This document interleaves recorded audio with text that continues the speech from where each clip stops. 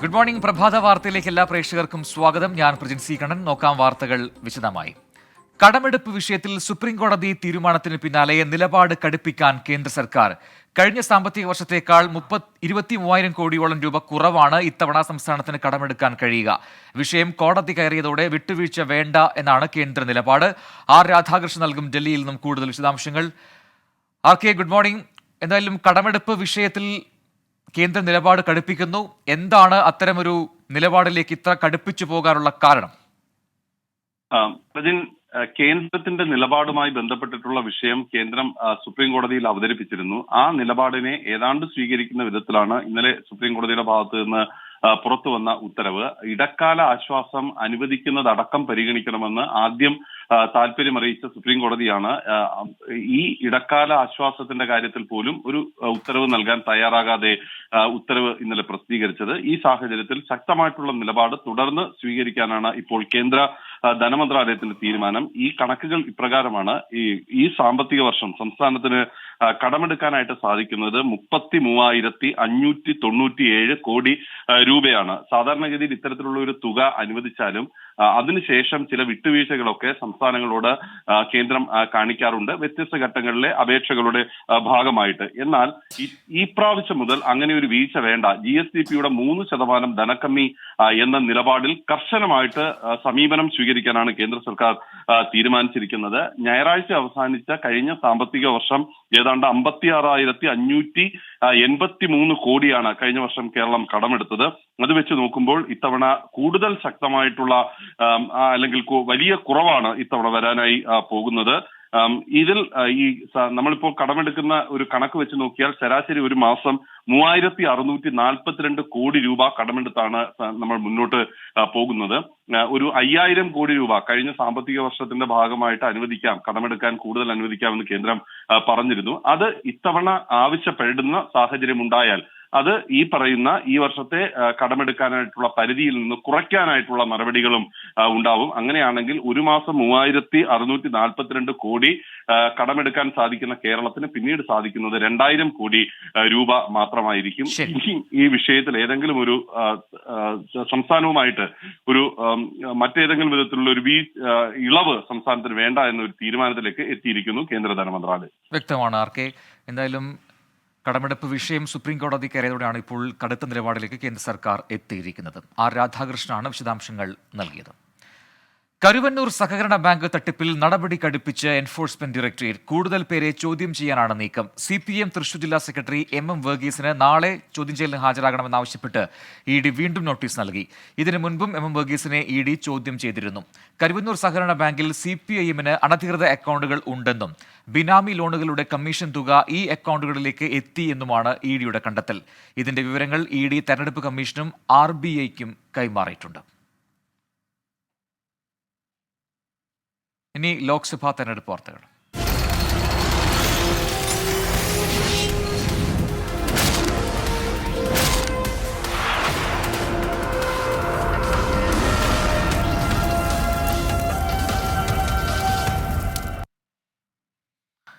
ഇടുക്കി ഉടുമ്പൻചോലയിലെ ഇരട്ട വോട്ട് പരാതിയിൽ റവന്യൂ വകുപ്പിന്റെ ഹിയറിംഗിനായി എത്തിയത് 115 പേർ. 30ഓളം പേർ കേരളത്തിലെ വോട്ടർ പട്ടികയിൽ നിന്ന് പേര് നീക്കം ചെയ്യാൻ സമ്മതപത്രം നൽകി. അതേസമയം വോട്ടർമാരെ പട്ടികയിൽ നിന്ന് ഉടൻ ഒഴിവാക്കില്ല.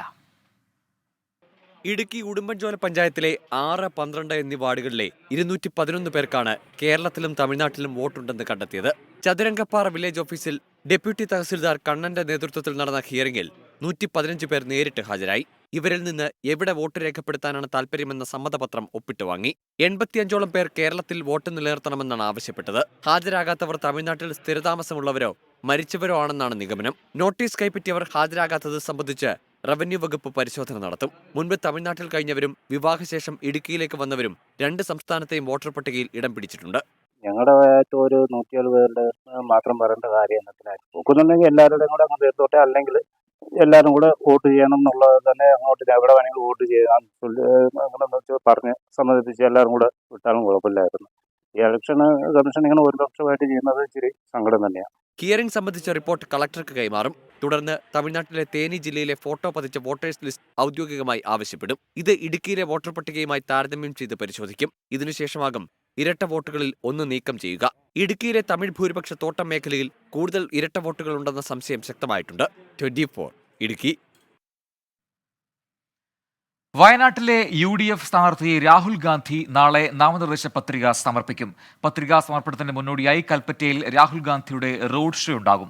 BJP സ്ഥാനാർത്ഥി K സുരേന്ദ്രന് വേണ്ടി പ്രചാരണം നടത്താൻ സ്മൃതി ഇറാനിയും വയനാട്ടിലെത്തുന്നുണ്ട്. സ്ഥാനാർത്ഥി പ്രഖ്യാപനത്തിന് ശേഷം വയനാട്ടിലെത്തുന്ന രാഹുൽ ഗാന്ധിയെ വരവേൽക്കാൻ വിപുലമായ ഒരുക്കങ്ങളാണ് UDF നടത്തിയിട്ടുള്ളത്. നാളെ ഉച്ചയ്ക്ക് 12 മണിക്കാണ് രാഹുൽ ഗാന്ധി നാമനിർദ്ദേശ പത്രിക സമർപ്പിക്കുക. ഇതിനു മുമ്പായി കൽപ്പറ്റ നഗരത്തിൽ റോഡ് ഷോ നടക്കും. KPCC president K Sudhakaran, Ramesh Chennithala, PK Kunhalikutty തുടങ്ങിയ നേതാക്കൾ റോഡ് ഷോയുടെ ഭാഗമാകും. 2 നിയോജകമണ്ഡലങ്ങളുടെ റോഡ് ഷോ ആരംഭിക്കുന്നത് MP ഓഫീസ് പരിസരത്ത് നിന്നാണ്. സുൽത്താൻ ബത്തേരി, മാനന്തവാടി നിയോജക മണ്ഡലങ്ങളുടെ റോഡ് ഷോ ആരംഭിക്കുന്നത് MP ഓഫീസ് പരിസരത്ത് നിന്നാണ്. 2 റോഡ് ഷോയും കൂടെ ഒരുമിച്ച് സംഗമിച്ചാണ് രാഹുൽ ഗാന്ധിയുടെ നാമനിർദ്ദേശക പത്രിക സമർപ്പണത്തിന് റോഡ് ഷോയുടെ സമാപനം കുറിക്കുന്നത്. ഈ മാസം 4-ന് കേന്ദ്രമന്ത്രി സ്മൃതി ഇറാനിയും വയനാട്ടിലെത്തും. NDA സ്ഥാനാർത്ഥി K സുരേന്ദ്രന്റെ പ്രചരണത്തിനായാണ് സ്മൃതി ഇറാനി എത്തുന്നത്. സുരേന്ദ്രൻ നാമനിർദ്ദേശ പത്രിക സമർപ്പിക്കുന്നത് 4-ാം തീയതിയാണ്. 2009-ലെ അമേഠിയിൽ സ്മൃതി ഇറാനിയിലൂടെ സാധ്യമായത് വയനാട്ടിൽ ആവർത്തിക്കുമെന്നാണ് K സുരേന്ദ്രന്റെ ആത്മവിശ്വാസം. 4-ാം തീയതി രാവിലെ 10 മണിക്ക് ഞാൻ നാമനിർദ്ദേശ പത്രിക നൽകുകയാണ്. ശ്രീമതി സ്മൃതി ഇറാനി അമേഠിയിൽ രാഹുൽ ഗാന്ധിയെ പരാജയപ്പെടുത്തിയ, അമേഠിയിൽ വലിയ വികസനം കൊണ്ടുവന്ന ശ്രീമതി സ്മൃതി ഇറാനി ഈ നാമനിർദ്ദേശ പത്രിക സമർപ്പിക്കുന്നതിന് ഞങ്ങളോടൊപ്പം ഉണ്ടാവുമെന്ന് അറിയിച്ചിട്ടുണ്ട്. LDF സ്ഥാനാർത്ഥി ആനി രാജ പ്രചാരണ പ്രവർത്തനത്തിൽ ഏറെ മുന്നിലാണ്. ഇടതുമുന്നണിയുടെ പഞ്ചായത്ത് തലത്തിൽ നടക്കുന്ന പൊതുയോഗങ്ങൾ തുടരുകയാണ്. 24 വയനാട്. തിരുവനന്തപുരം ലോക്സഭാ മണ്ഡലത്തിലെ LDF സ്ഥാനാർത്ഥി പന്ന്യൻ രവീന്ദ്രൻ ഇന്ന് നാമനിർദ്ദേശ പത്രിക സമർപ്പിക്കും. രാവിലെ 11-ന് കളക്ടറേറ്റിലെത്തി മുഖ്യ വരണാധികാരിക്കാണ് പത്രിക സമർപ്പിക്കുക. പത്രികാ സമർപ്പണത്തിന് മുന്നോടിയായി നിയമസഭയിലെ EMS പ്രതിമ, പട്ടത്തെ MN പ്രതിമ, പാളയം രക്തസാക്ഷി മണ്ഡപം, സ്വദേശാഭിമാനി രാമകൃഷ്ണപിള്ളയുടെ പ്രതിമ, ശ്രീനാരായണ ഗുരുവിന്റെ പ്രതിമ, അയ്യങ്കാളി പ്രതിമ എന്നിവിടങ്ങളിൽ പുഷ്പാർച്ചന നടത്തും. തുടർന്ന് കുടപ്പനക്കുന്ന് ജംഗ്ഷനിൽ നിന്ന് പ്രകടനമായാകും കളക്ടറേറ്റിലെത്തുക. ലോക്സഭാ തെരഞ്ഞെടുപ്പിൽ പോസ്റ്റൽ വോട്ടിന് അപേക്ഷ നൽകാനുള്ള അവസാന തീയതി ഇന്ന്. അതാത് മണ്ഡലത്തിലെ വരണാധികാരികൾക്കാണ് വോട്ടേഴ്സ് ലിസ്റ്റിൽ പേരുള്ളവർ അപേക്ഷ നൽകേണ്ടത്. നിലവിൽ ജോലി ചെയ്യുന്ന ജില്ലയിലെ നോഡൽ ഓഫീസർമാർ വഴിയോ നേരിട്ടോ അപേക്ഷ നൽകാം.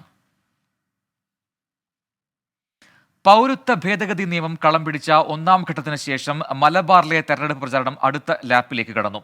രാഹുൽ ഗാന്ധിയുടെ വരവോടെ ദേശീയ പ്രാധാന്യം ലഭിക്കുന്ന മലബാറിലെ പോരാട്ടത്തിൽ മുന്നണികൾക്കായി വിവിധ ദേശീയ നേതാക്കൾ പ്രചാരണത്തിനായി എത്തും. പൗരത്വ പ്രചാരണത്തിൽ ഉൾപ്പെടെ പുതിയ രാഷ്ട്രീയ നീക്കങ്ങളും സജീവമാകും. പൗരത്വ വിഷയത്തെ ചൊല്ലിയുള്ള ആരോപണ പ്രത്യാരോപണങ്ങളാൽ സജീവമായിരുന്നു മലബാറിലെ ആദ്യഘട്ട പ്രചാരണം. LDFനായി മുഖ്യമന്ത്രി തന്നെ കളത്തിലിറങ്ങി. ന്യൂനപക്ഷ വോട്ടുറപ്പിക്കാൻ മുന്നണികൾ പല തന്ത്രങ്ങൾ പയറ്റി. മതസാമുദായിക സംഘടനകളുടെ പിന്തുണക്കായുള്ള ഓട്ടവും ഇതിന്റെ ഭാഗം. പ്രചാരണം അടുത്ത ഘട്ടത്തിലേക്ക് കടക്കുമ്പോൾ മലബാറിൽ പോരാട്ടം കൂടുതൽ കടുക്കും. ദേശീയ പ്രാധാന്യം കൽപ്പിക്കപ്പെട്ട വയനാട്ടിലേക്ക് രാഹുൽ ഗാന്ധി എത്തുന്നതോടെ അതിൻ്റെ പ്രതിഫലനം മലബാറിലാകെ ഉണ്ടാകുമെന്നാണ് UDFന്റെ കണക്കുകൂട്ടൽ. രാഹുലിനൊപ്പം ദേശീയ അധ്യക്ഷൻ മല്ലികാർജുൻ ഖർഗെ, കർണാടക മുഖ്യമന്ത്രി സിദ്ധരാമയ്യ, ഉപമുഖ്യമന്ത്രി DK ശിവകുമാർ, തെലങ്കാന മുഖ്യമന്ത്രി രേവന്ത് റെഡ്ഡി എന്നിവർ അടുത്ത ദിവസങ്ങളിൽ മലബാറിൽ പ്രചാരണത്തിനിറങ്ങും. രാഹുലിന്റെ വരവോടെ പൗരത്വ വിഷയം കേന്ദ്രീകരിച്ചുള്ള പ്രചാരണത്തിൽ മേൽക്കൈ നേടാനാകുമെന്ന പ്രതീക്ഷയിലാണ് UDF. ഇടതുമുന്നണിക്കായി മുഖ്യമന്ത്രിക്കൊപ്പം CPIM general secretary Sitaram Yechury, CPI general secretary D രാജ, CPIM പോളിറ്റ് ബ്യൂറോ അംഗം വൃന്ദ കാരാട്ട് തുടങ്ങിയ നേതാക്കൾ വിവിധ മണ്ഡലങ്ങളിലെത്തും. പ്രധാനമന്ത്രി നരേന്ദ്രമോദിയെ തന്നെ കളത്തിലിറക്കിയുള്ള പ്രചാരണത്തിനാണ് BJP ഒരുങ്ങുന്നത്. കോഴിക്കോട്ടെ പ്രധാനമന്ത്രിയുടെ പരിപാടി സംബന്ധിച്ച് ഈ ആഴ്ച തീരുമാനമാകുമെന്നാണ് സംസ്ഥാന നേതൃത്വത്തിന്റെ പ്രതീക്ഷ. K സുരേന്ദ്രന്റെ പത്രികാ സമർപ്പണം ഉൾപ്പെടെ വിവിധ പരിപാടികളിൽ കേന്ദ്രമന്ത്രി സ്മൃതി ഇറാനി പങ്കെടുക്കും. മലബാറിൽ ദേശീയ നേതാക്കളെ അണിനിരത്തി പ്രചാരണം കൊഴുപ്പിക്കാനാണ് BJPയുടെയും നീക്കം. 24 കോഴിക്കോട്. മദ്യനയ അഴിമതി കേസിൽ ഡൽഹി മുഖ്യമന്ത്രി അരവിന്ദ് കെജ്രിവാളിനെ CBI കസ്റ്റഡിയിൽ ആവശ്യപ്പെട്ടേക്കും. കെജ്രിവാളിന്റെ ഫോണിലെ ഡിജിറ്റൽ വിവരങ്ങൾ ശേഖരിക്കുന്നതിനായാണ് ED നടപടി ശക്തമാക്കും. ED കസ്റ്റഡിയും അറസ്റ്റും ചോദ്യം ചെയ്ത് കെജ്രിവാൾ നൽകിയ ഹർജി ഡൽഹി ഹൈക്കോടതി നാളെയാണ് പരിഗണിക്കുക. കെജ്രിവാളിന്റെ ഹർജിയിൽ എൻഫോഴ്സ്മെന്റ് ഡയറക്ടറേറ്റിനോട് ഇന്ന് മറുപടി നൽകണമെന്നാണ് കോടതി നിർദ്ദേശിച്ചിട്ടുള്ളത്. കെജ്രിവാളിനെതിരെയുള്ള ED നടപടിയിൽ പ്രചാരണം ശക്തമാക്കാനാണ് ആം ആദ്മി പാർട്ടിയുടെ തീരുമാനം. ഇന്ന് ആം ആദ്മി നേതാവും മന്ത്രിയുമായ അതിഷി വാർത്താസമ്മേളനം നടത്തും. നിർണായക വെളിപ്പെടുത്തലുകൾ ഉണ്ടാകും എന്നാണ് സൂചന. പോപ്പുലർ ഫിനാൻസ് തട്ടിപ്പ് കേസിൽ സുപ്രീം കോടതി സമൻസ് കൈപ്പറ്റാതെ പ്രതികൾ. ഹൈക്കോടതി ജാമ്യം അനുവദിച്ചത് ചോദ്യം ചെയ്ത് ED നൽകിയ ഹർജിയിലാണ് സുപ്രീം കോടതി സമൻസ് അയച്ചത്. പ്രതികൾ സമൻസ് സ്വീകരിക്കാത്തതിനാൽ അടിയന്തര നടപടി വേണമെന്നാണ് EDയുടെ ആവശ്യം. ആർ രാധാകൃഷ്ണൻ ഡൽഹിയിൽ നിന്ന് ചേരുന്നു കൂടുതൽ വിവരങ്ങളുമായി. RK വിശദാംശങ്ങൾ. ശക്തമായിട്ടുള്ള നടപടികൾ വേണം എന്നുള്ള ആവശ്യത്തിലേക്കാണ് ഇപ്പോൾ ED എത്തിയിരിക്കുന്നത്. ED പറയുന്നത് ബോധപൂർവമായിട്ടാണ് ഈ സമൻസ് ഈ പ്രതികൾ കൈപ്പറ്റാത്തത്. അത് വ്യക്തമാക്കുന്ന വിധത്തിലാണ് സമൻസ് മടങ്ങി വന്നിരിക്കുന്നത് എന്നതാണ്. രജിസ്ട്രാർ കോടതിയാണ് ഇപ്പോൾ ഇക്കാര്യം ED അറിയിച്ചിരിക്കുന്നത്. അതുകൊണ്ട് അടിയന്തര നടപടി ആവശ്യപ്പെട്ടുകൊണ്ട് ഇന്ന് ED ആവശ്യപ്പെടും. രജിസ്ട്രാർ കോടതി ഈ കേസ് പരിഗണിക്കുന്നുണ്ട്. പോപ്പുലർ ഫിനാൻസ് തട്ടിപ്പ് കേസിൽ ഒന്നാം പ്രതിയായിട്ടുള്ള തോമസ് ഡാനിയലിന് ഹൈക്കോടതി ജാമ്യം അനുവദിച്ചതിനെതിരെയാണ് എൻഫോഴ്സ്മെന്റ് ഡയറക്ടറേറ്റ് സുപ്രീം കോടതിയിൽ ഈ ഹർജി സമർപ്പിച്ചത്. 1ഉം 2ഉം പ്രതികൾ സമൻസ് സ്വീകരിക്കാൻ തയ്യാറായിട്ടില്ലെന്ന് രേഖാമൂലം ED സുപ്രീം കോടതി രജിസ്ട്രാറെ അറിയിച്ചിട്ടുണ്ട്. ഈ കേസിന്റെ ഗൗരവ സ്വഭാവം കണക്കിലെടുത്ത് അടിയന്തര നടപടി വേണം എന്നുള്ള ആവശ്യമാണ് ED ഉന്നയിച്ചിരിക്കുന്നത്. ശരി, ആർ രാധാകൃഷ്ണനാണ് വിവരങ്ങൾ നൽകിയത്. മറ്റു വാർത്തകളിലേക്ക്. സംസ്ഥാനത്ത് ഇന്നും കടലാക്രമണത്തിന് സാധ്യതയെന്ന് ദേശീയ സമുദ്രസ്ഥിതി പഠന ഗവേഷണ കേന്ദ്രം. കേരള തീരത്ത് 1.6 മീറ്റർ വരെ ഉയർന്ന തിരമാലയ്ക്ക് സാധ്യതയുണ്ട്. തിരയുടെ വേഗം സെക്കൻഡിൽ 5 സെന്റിമീറ്ററിനും 20 സെന്റിമീറ്ററിനും ഇടയിൽ മാറി വരാൻ സാധ്യതയുണ്ടെന്നും ഗവേഷണ കേന്ദ്രം മുന്നറിയിപ്പ് നൽകി. മത്സ്യത്തൊഴിലാളികളും തീരദേശവാസികളും ജാഗ്രത പാലിക്കണം. അപകട മേഖലകളിൽ നിന്ന് അധികൃതരുടെ നിർദ്ദേശാനുസരണം മാറി താമസിക്കണം. ബീച്ചിലേക്കുള്ള യാത്രകളും കടലിൽ ഇറങ്ങിയുള്ള വിനോദങ്ങളും പൂർണ്ണമായും ഒഴിവാക്കണമെന്നും മത്സ്യബന്ധന യാനങ്ങളുടെയും മത്സ്യബന്ധന ഉപകരണങ്ങളുടെയും സുരക്ഷ ഉറപ്പാക്കണമെന്നും മുന്നറിയിപ്പിൽ പറയുന്നു. സംസ്ഥാനത്ത് ഇന്നും താപനില ഉയരാൻ സാധ്യത. 12 ജില്ലകളിൽ യെല്ലോ അലർട്ട് പ്രഖ്യാപിച്ചു. കൊല്ലം, പാലക്കാട് ജില്ലകളിൽ ഉയർന്ന താപനില 39 ഡിഗ്രി സെൽഷ്യസ് വരെയാകാം. ആലപ്പുഴ, പത്തനംതിട്ട, കോട്ടയം, തൃശൂർ, കോഴിക്കോട്, കണ്ണൂർ ജില്ലകളിൽ ഉയർന്ന താപനില 37 ഡിഗ്രി സെൽഷ്യസ് വരെ എത്താൻ സാധ്യതയുണ്ട്. തിരുവനന്തപുരം, എറണാകുളം, മലപ്പുറം, കാസർഗോഡ് ജില്ലകളിൽ 36 വരെയും താപനില ഉയരുമെന്നാണ് അനുമാനം. ഉയർന്ന ചൂട് ആരോഗ്യ പ്രശ്നങ്ങൾക്ക് കാരണമാകുന്നതിനാൽ പൊതുജനങ്ങൾ ജാഗ്രത പാലിക്കണം. തെക്കൻ കേരളത്തിലും മധ്യ കേരളത്തിലും വേനൽ മഴയ്ക്കും സാധ്യതയുണ്ട്. പാലക്കാട്ട് ചൂടിന്റെ കാഠിന്യം വർദ്ധിക്കുന്നതിനൊപ്പം തീപിടുത്തവും വ്യാപകമാവുകയാണ്. കഴിഞ്ഞ ഒരു മാസത്തിനിടെ 100-ലധികം സ്ഥലങ്ങളിലാണ് തീപിടുത്തമുണ്ടായത്. വേനലിന്റെ കാഠിന്യം കൂടുന്ന പശ്ചാത്തലത്തിൽ ജനങ്ങൾ ജാഗ്രത പാലിക്കണമെന്നാണ് ഫയർഫോഴ്സിന്റെ നിർദ്ദേശം. ചുട്ടുപൊള്ളുകയാണ് ജില്ല. അതോടൊപ്പം തീപിടുത്തവും വർദ്ധിക്കുകയാണ്. പലപ്പോഴും പൊതുജനങ്ങളുടെ അശ്രദ്ധമായ പ്രവൃത്തികളാണ് തീപിടുത്തങ്ങളിലേക്ക് നയിക്കുന്നത്. കഴിഞ്ഞ ദിവസം വൃത്തിയാക്കുന്നതിന്റെ ഭാഗമായി തീയിടുന്നതിനിടെ തീ പടർന്നു പിടിച്ച് അപകടങ്ങളുണ്ടായത് പലകുറി. കഴിഞ്ഞ ദിവസം 2 ഇടങ്ങളിലാണ് വൈക്കോൽ ലോറിക്ക് തീപിടിച്ചത്. വടക്കഞ്ചേരി KSRTC ഡിപ്പോയ്ക്ക് സമീപം സ്വകാര്യ വ്യക്തിയുടെ 10 ഏക്കർ പറമ്പിൽ തീപിടുത്തമുണ്ടായി. കാരണം വ്യക്തമല്ല. പൊതുജനങ്ങൾ ശ്രദ്ധിച്ചാൽ ഒരു പരിധിവരെ തീപിടുത്തങ്ങളെ പ്രതിരോധിക്കാനാകുമെന്നാണ് ഫയർഫോഴ്സ് ഉദ്യോഗസ്ഥർ പറയുന്നത്. പൊതുജനങ്ങൾ ഒരുപാട് ശ്രദ്ധിക്കേണ്ടിയിരിക്കുന്നു. അലക്ഷ്യമായി എറിയുന്ന സിഗരറ്റ് കുറ്റി, പിന്നെ നിസ്സാര കാര്യങ്ങൾക്ക് വേണ്ടി കത്തിക്കുന്ന തീകൾ, അത് പൂർണ്ണമായും കെടുത്താതെ പോയി കഴിഞ്ഞാൽ അത് അവിടെ നിന്ന് ആ കനൽ വലുതായി അത് വലിയ തീപിടുത്തത്തിലേക്ക് എത്തും. ഇന്നലെ തന്നെ കിൻഫ്രയുടെ വളരെ ഒരു 100-400 ഏക്കർ പ്രദേശം ഏകദേശം മൊത്തം കത്തി രാത്രിയൊക്കെ വളരെ ബുദ്ധിമുട്ടാണ് ഞങ്ങൾക്ക് അണയ്ക്കേണ്ടി വന്നത്. അതെല്ലാം ചെറിയ ഒരു തീയിൽ നിന്ന് വരുന്നതാണ്. അത് പൊതുജനങ്ങൾ ശ്രദ്ധിച്ചാൽ ഇതെല്ലാം നമുക്ക് ഒഴിവാക്കാൻ പറ്റുന്നതാണ്. തീ കത്തി തുടങ്ങുമ്പോൾ തന്നെ ആരെങ്കിലും വിളിക്കും, ഇങ്ങനെ ഇന്ന സ്ഥലത്തൊരു തീപിടുത്തം ഉണ്ടായിട്ടുണ്ട്. അപ്പോൾ ഞങ്ങൾ ചിലപ്പോൾ ഇവിടെ ഇറങ്ങുമ്പോൾ തന്നെ അല്ലെങ്കിൽ ഞങ്ങൾ പകുതി വഴി എത്തുമ്പോൾ തന്നെ അവർ വിളിച്ച് പറയും, സാർ അത് കെട്ടിട്ടുണ്ട് വരണ്ട എന്ന് പറയുന്ന അനുഭവമുണ്ട്. അങ്ങനെയൊക്കെ വെച്ച് നോക്കുമ്പോൾ ഞങ്ങൾക്ക് 100-ലധികം കോളുകൾ ഈ വർഷം ഞങ്ങൾക്ക് റിപ്പോർട്ട് ചെയ്യപ്പെട്ടിട്ടുണ്ട്. തീപിടുത്തങ്ങളുടെ എണ്ണം കൂടിയതോടെ എല്ലായിടത്തും ഓടിയെത്താൻ പ്രയാസപ്പെടുകയാണ് ഫയർഫോഴ്സ് ഉദ്യോഗസ്ഥർ. ചൂട് കടുക്കുന്ന സാഹചര്യത്തിൽ തീപിടുത്തങ്ങൾ ഉണ്ടാകാതിരിക്കാൻ കൂടുതൽ ജാഗ്രത പുലർത്തണമെന്നാണ് ഫയർഫോഴ്സ് നൽകുന്ന മുന്നറിയിപ്പ്. 24 പാലക്കാട്. ദുബായ് കരാമയിലെ റമദാൻ സ്ട്രീറ്റ് ഫുഡ് ഫെസ്റ്റിവൽ ശ്രദ്ധേയമാവുന്നു. 100 കണക്കിന് മലയാളികളാണ് ഫെസ്റ്റിവൽ ആസ്വദിക്കാനെത്തുന്നത്. ദുബായിൽ നിന്നും അരുൺ പറട്ട തയ്യാറാക്കിയ റിപ്പോർട്ട് കാണാം. ഇത്തവണത്തെ റമദാൻ രാത്രികൾ ദുബായ് മലയാളികൾ പൊടിപൂരമാക്കുകയാണ് ഇങ്ങ് കരാമയിൽ.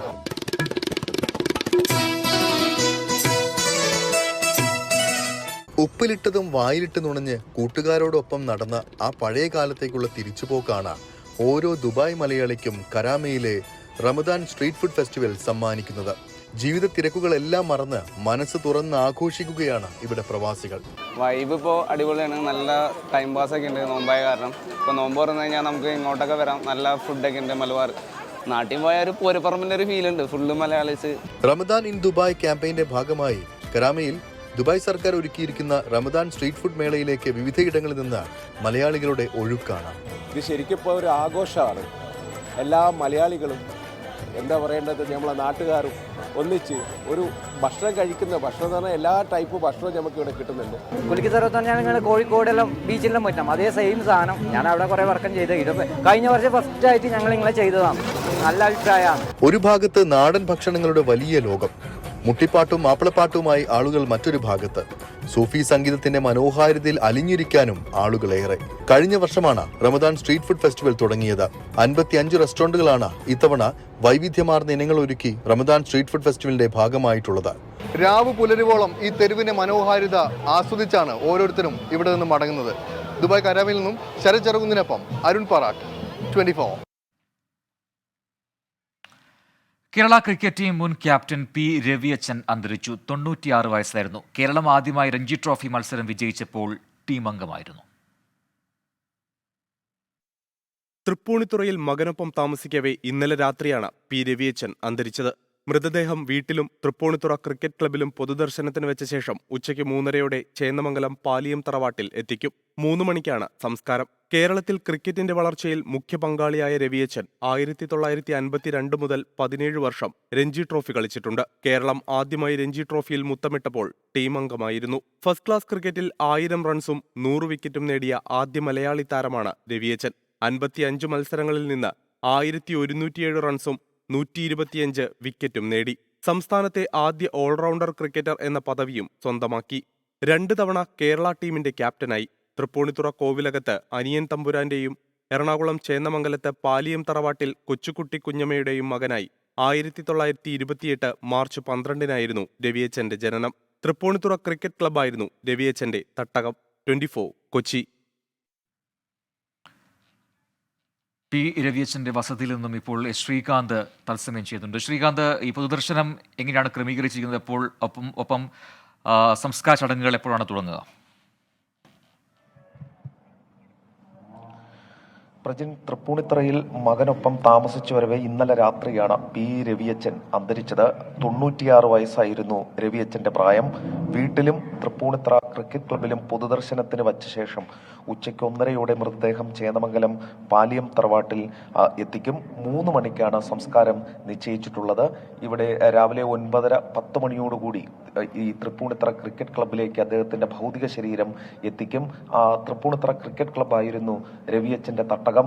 അവിടെ അദ്ദേഹത്തിന്റെ തന്നെ ഒട്ടനവധി സുഹൃത്തുക്കളുണ്ട് ഈ തൃപ്പൂണിത്തുറയിൽ. അതോടൊപ്പം അദ്ദേഹത്തെ ആരാധിക്കുന്ന, അദ്ദേഹത്തിനൊപ്പം തന്നെ ഉണ്ടായിരുന്ന അദ്ദേഹത്തിന്റെ ശിഷ്യസമ്പത്തുണ്ട് ഇവിടെ. അവരെല്ലാവരും ഈ അദ്ദേഹത്തിന് ആദരാഞ്ജലികൾ അർപ്പിക്കാൻ വേണ്ടി തൃപ്പൂണിത്തുറ ക്രിക്കറ്റ് ക്ലബ്ബിൽ എത്തിച്ചേരും. 11 മണിക്കാണ് തൃപ്പൂണിത്തുറ ക്രിക്കറ്റ് ക്ലബ്ബിൽ പൊതുദർശനത്തിന് സമയം ക്രമീകരിച്ചിരിക്കുന്നത്. 9:30-10 മണിയോടുകൂടി അദ്ദേഹത്തിന്റെ വസതിയിൽ നിന്നും, മകന്റെ വസതിയിലാണ് അദ്ദേഹം ഉള്ളത്, അവിടെ നിന്നും ഭൗതിക ശരീരം ക്രിക്കറ്റ് ക്ലബിലേക്ക് കൊണ്ടുപോകും.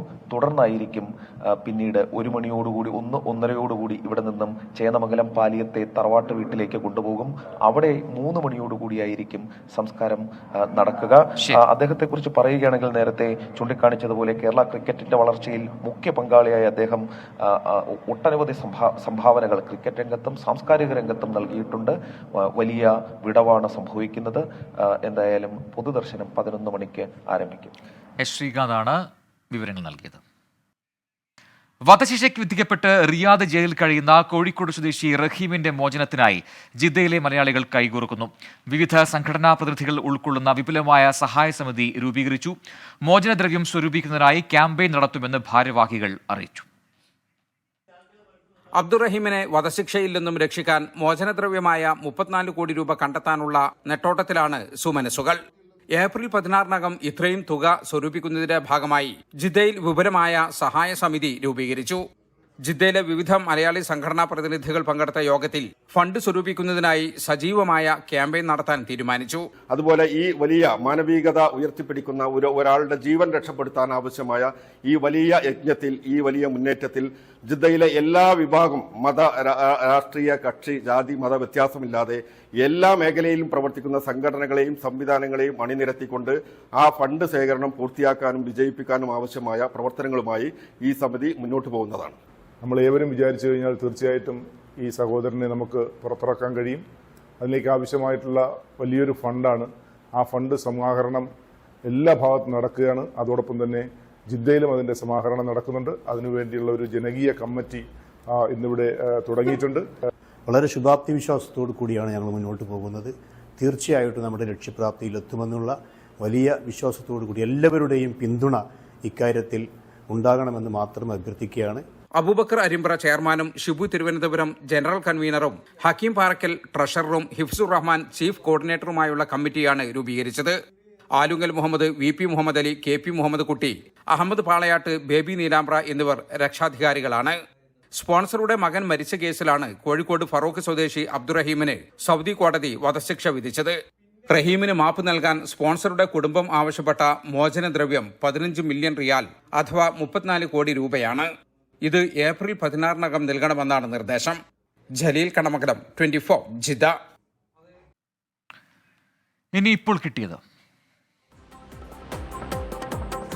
മുതലപ്പുഴയിൽ വീണ്ടും വള്ളം മറിഞ്ഞു. അപകടത്തിൽപ്പെട്ട 3 മത്സ്യത്തൊഴിലാളികൾ നീന്തിക്കയറി. സംസ്ഥാനത്ത് ഇന്നും കടലാക്രമണത്തിന് സാധ്യത.